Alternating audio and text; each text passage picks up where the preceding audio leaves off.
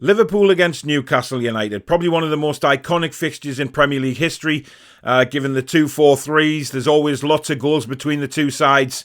But how can Newcastle United possibly go to Anfield this time around to get 3 points? Let's take a look. This is the Toon Review.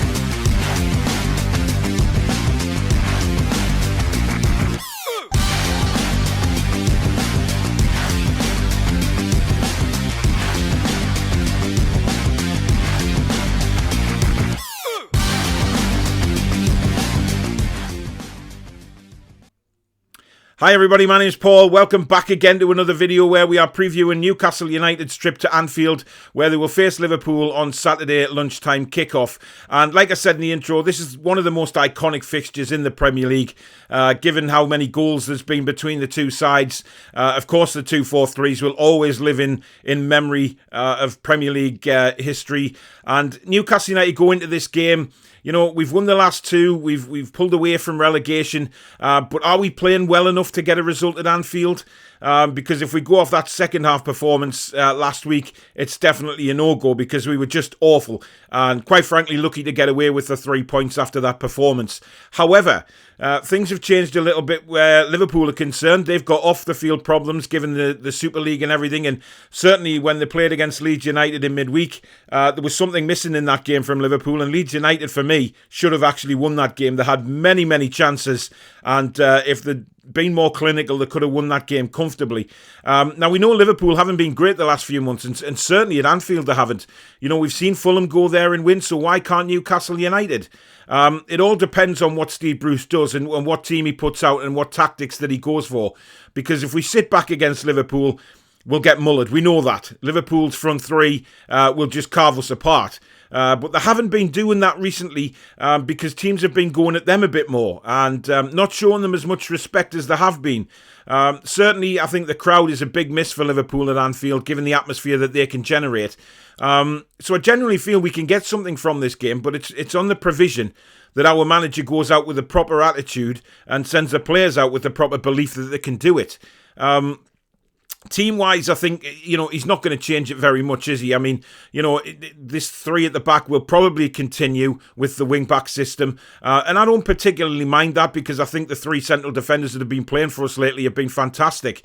You know, Dummett, Clark and Fernandes have been wonderful as far as I'm concerned.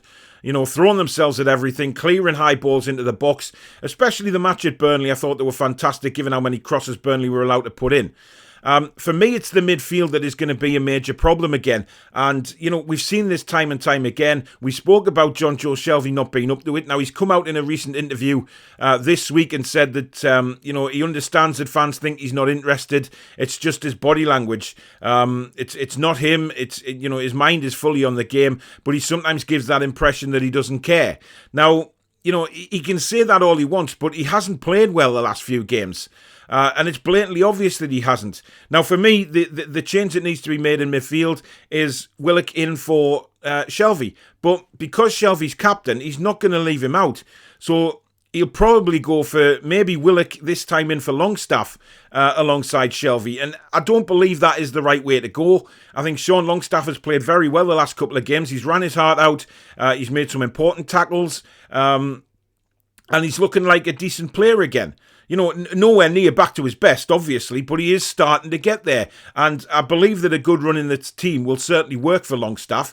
But the problem is the manager. He will not bring Shelvey out of that team simply because he's captain. And I don't agree with that at all. You know, a captain can play badly and get dropped just because he's captain. We have other leaders in that team, and we know we do.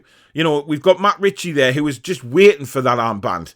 You know, he is the leader out there. He's proved that the last couple of games. The way that he goes around shouting at the players, you know, giving them belief. He heads every ball. He proved that the last couple of games. You know, he's crossed balls in and he's jumping for headers in fresh air, just willing them to get on the end of his crosses. And Willock did, obviously, last week. So I believe that Matt Ritchie is the man that should be captain.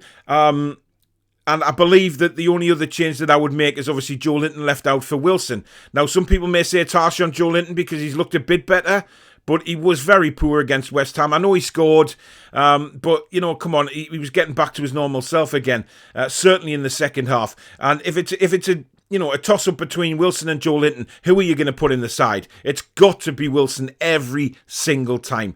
And, like I said, Joe Linton's done okay, but he's not a Callum Wilson.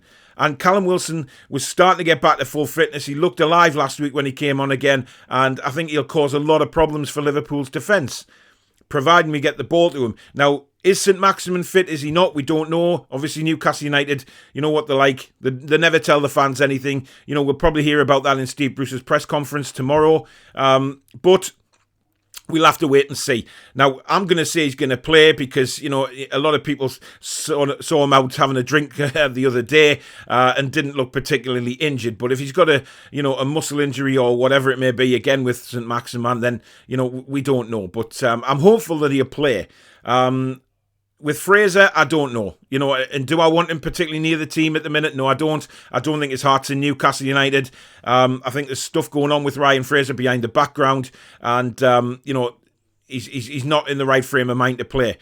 He is in the right frame of mind for international duty quite clearly, but every time he comes back to Newcastle, he's suddenly injured. So for me, we need players on that field who are going to be committed. So the team I would go for, and hopefully Steve Bruce will go for on Saturday, is Dubravka obviously in goal, the three centre-backs, Clark, Fernandes and Dummett. I'm quite happy with them. Ritchie at left wing-back again, and Jacob Murphy at right wing-back. I thought he was really good again against West Ham, and I think, he is going to gel into that position very, very well. Now, the midfield...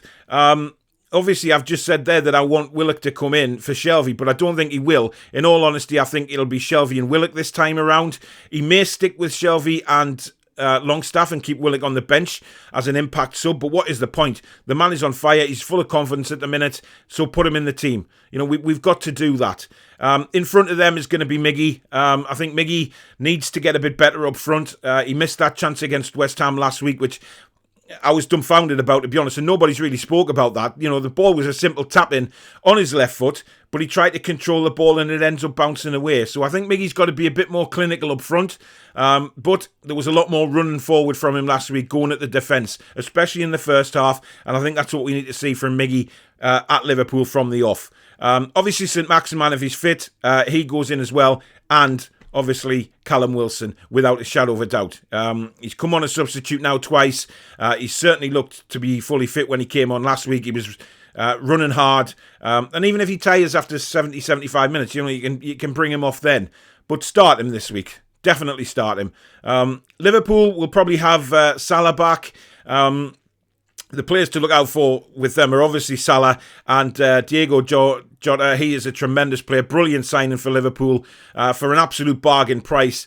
Firmino may struggle to get his place if Jota keeps scoring goals. I think Mane will play again, and whichever front three they play are going to be dangerous, and we have to be switched on to their front three because they will come at us. No doubt about us. It's at Anfield. They're on the back of a 1-1 draw, and I think they've got a lot to prove given what's happened with the Super League and stuff like that. I know it wasn't anything to do with the players, but they will feel a need to put on a performance for the fans given how upset the fans have been this week. So they will be definitely up for the game without a shadow of a doubt. So, this is going to be a tough test for us.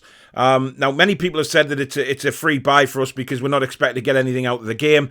But, anything at Anfield will be a bonus for us in our relegation battle because, we're still not mathematically safe yet. And until we're mathematically safe, we're always going to be in danger of getting relegated. So we have to still perform for these remaining games of the season.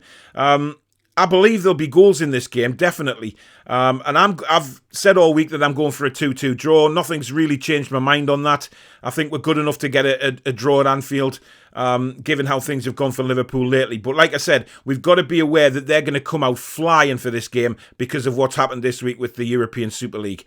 So it's very important that we go and we stay 100% concentration for the whole game because if we switch off any time against Liverpool, we know we'll be punished.